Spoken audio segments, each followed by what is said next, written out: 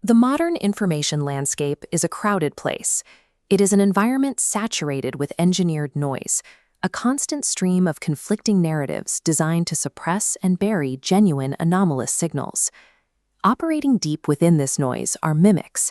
These are highly classified, human-led operations that deploy physical decoys to artificially simulate high-strangeness events and confuse observers on the ground.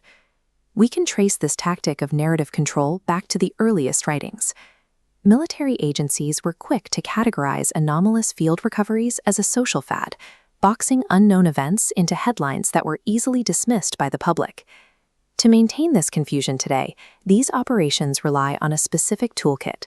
They utilize unmarked black helicopters, advanced stealth transports, and psychological warfare tactics designed to obscure the truth and intimidate witnesses. Cutting through this interference requires a framework known as the Operator Audit. This is a mechanism-first approach that ignores the shifting media narratives and strictly evaluates the engineering and physics of an encountered craft. To break the simulation, we have to look past the manufactured noise. We have to analyze the literal, physical hardware in front of us. The audit begins with Vector 1, an examination of the craft's external hull and structural integrity.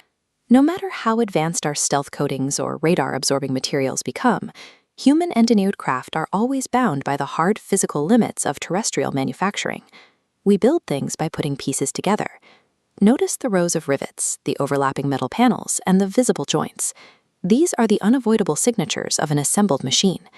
Authentic non-human craft lack these signatures entirely.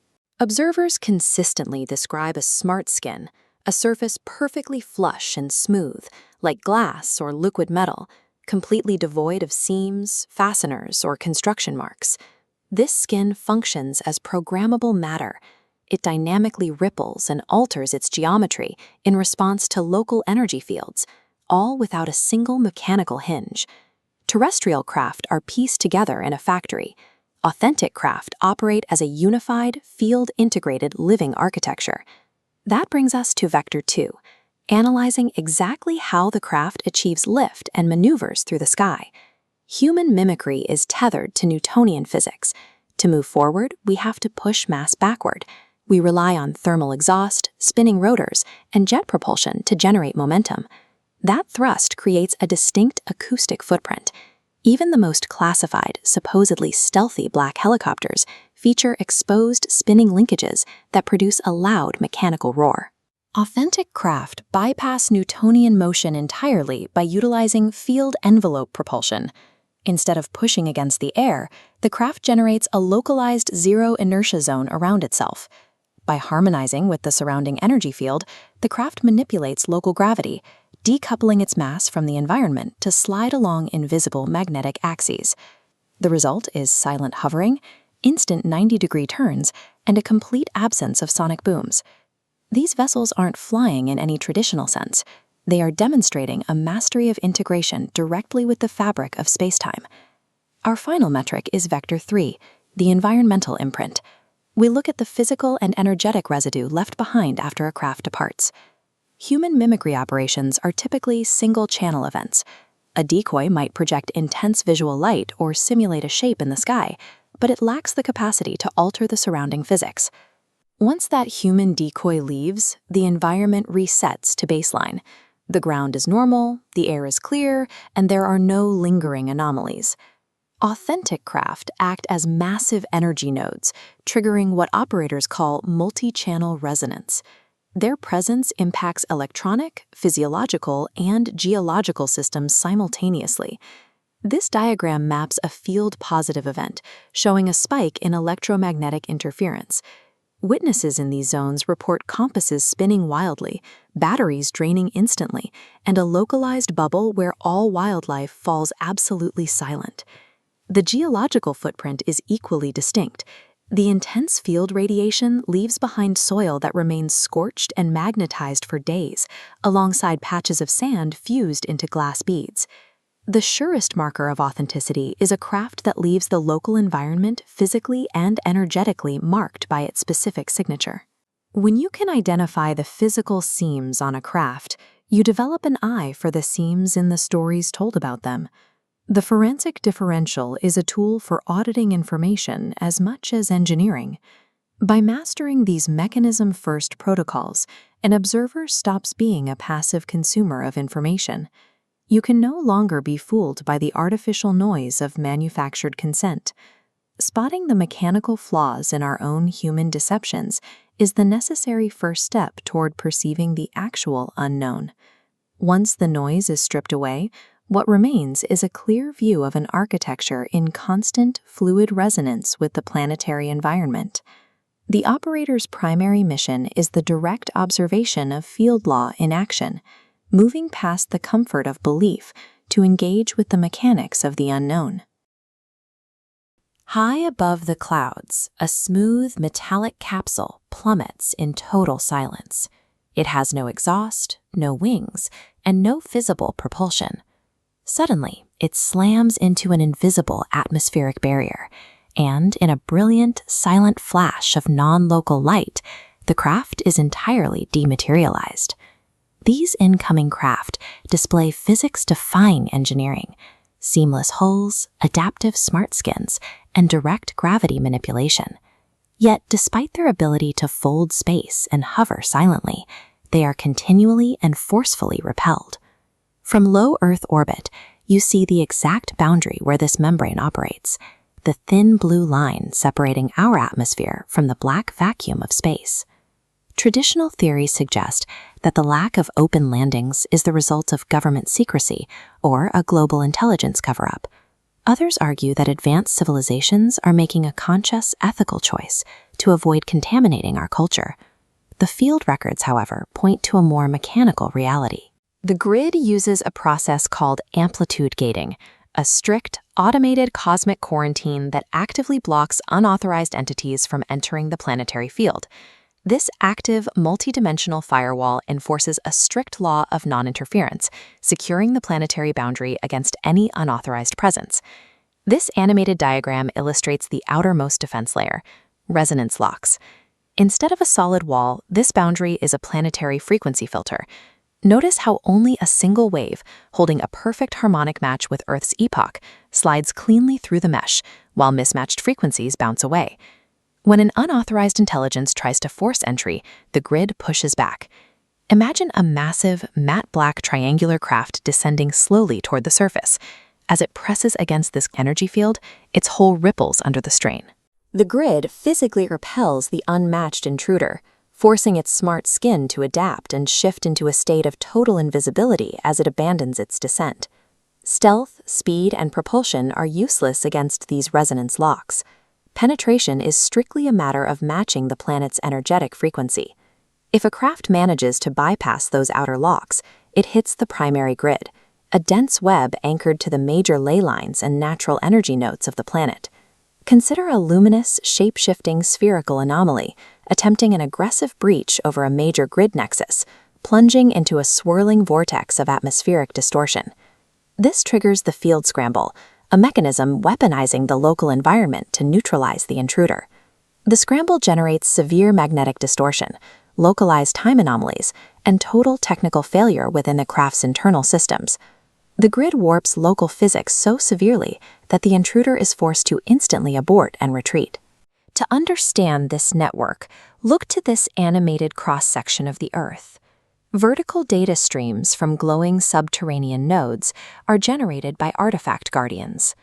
Fluctuating in color, these scenario locks constantly measure the collective trauma, memory, and readiness of the human population. These terrestrial anchors relay our evolutionary status to the outer boundary, automatically updating the requirements for entry. The absolute rules of entry are dictated from the inside out. The gate remains locked because the planet itself determines who is allowed in. The quarantine functions as a critical trauma buffer, protecting the absolute sovereignty of the people within the planetary field. This boundary ensures that no advanced non-human intelligence can shortcut, hijack, or experiment on humanity's natural path of development. Genuine contact occurs only when our planetary field and collective memory organically reach a state of lawful amplitude. First contact is a harmonic threshold achieved from the inside out, a milestone dependent on humanity's own resonance rather than a signal from the stars. Many of us are living through a period of intense societal isolation, feeling a persistent weight of trauma while navigating a world that seems to run on increasingly hollow narratives. The depth of this collective amnesia points toward a structural cause. Our current state is an engineered containment system, a planetary quarantine designed to hold us in a temporary vacuum. This multidimensional membrane functions as a filter. It suppresses planetary memory and keeps our signal isolated from the cosmic field beyond Earth's atmosphere. Modern consensus institutions rely on media-driven stories to stabilize this suppression. These artificial narratives serve as the primary tools for maintaining the state of isolation and preventing a broader awakening. As public trust in these institutions dissolves, we are seeing the first systemic sign that the quarantine has reached its structural expiration date. To prevent the field from opening prematurely, the quarantine utilizes artificial overlays. These are constructed cultural events that simulate a transition to distract from the reality of the failing barrier. Consensus explanations frame our current social turbulence as random crises. In reality, we are experiencing the friction of repeating trauma loops that can no longer contain the underlying shift in planetary frequency. The transition into the year 2000 serves as a case study. The fireworks and orchestrated global celebrations created a synthetic focal point, an engineered moment that captured the collective's focus while the deeper grid remained suppressed. These synthetic structures are breaking down. The energetic pressure of the real planetary shift has become too high for artificial stories to manage. The breakdown of our consensus reality suggests that the field is being cleared. The vacuum is emptying so the original planetary infrastructure can emerge. Beneath the surface of our landscapes lies the planetary grid. This geometric matrix of energy and memory remained dormant through the dark epochs. Ancient megalithic sites appear at the precise intersection points of this grid, engineered as harmonic relays for the entire planet. The pyramids of Giza show the scale of this engineering. Their triangular geometry was designed to catalyze planetary recall when Earth's position aligns with specific cosmic markers. Angkor Wat operates on the same structural logic. The concentric square layouts and massive moats function like a macro-scale circuit board, mapping the local grid node onto the cosmic field. At Teotihuacan, the stepped structures align with the surrounding mountains to form a time-locked relay, awaiting a specific frequency threshold to resume its signal. Even the artifacts found in the archaeological record, such as the bronze gears of the Antikythera mechanism, indicate that builders used advanced tools to track and interface with these galactic cycles. These physical records show that human history is a fully interconnected infrastructure, waiting for a specific resonance to come back online. Individual human beings provide the active power for this system. In the Codex, every person functions as a living operator whose consciousness sustains the grid. Operators worldwide are now reporting sudden surges in synchronous dreams, the spontaneous recall of lost histories, and the recognition of ancient archetypes. Mass convergence events provide the scale needed for activation. Millions gathering in synchronized focus unintentionally create a planetary ritual that aligns the local grid. As millions of operators reach the shared harmonic resonance, they generate an amplitude spike capable of overriding the quarantine protocols. This human-driven synchronization serves as the lawful protocol that causes the planetary quarantine membrane to dissolve. Authentic disclosure is a mechanical phase shift powered by human resonance. It moves from the ground up, making the official narratives of the past century irrelevant. This planetary shift brings a state of total field transparency and open cosmic transmission, a period known as Epoch 5. The dissolution of the veil fundamentally changes the rules of engagement. The old patterns of isolation and fear-based secrecy have lost their structural support. We are seeing a structured, peaceful transition referred to as a lawful handoff. This reality replaces the obsolete expectation of a hostile cosmic encounter. Field-integrated craft are now phasing into our visible reality. These objects materialize with precision, appearing in our environment without causing trauma or structural disruption. These intelligences act as cosmic partners. They are responding to a planetary grid node that is finally stable enough to host an open dialogue. Humanity has graduated from its period of isolation. We are active, conscious operators, taking a rightful place in a universal ecosystem.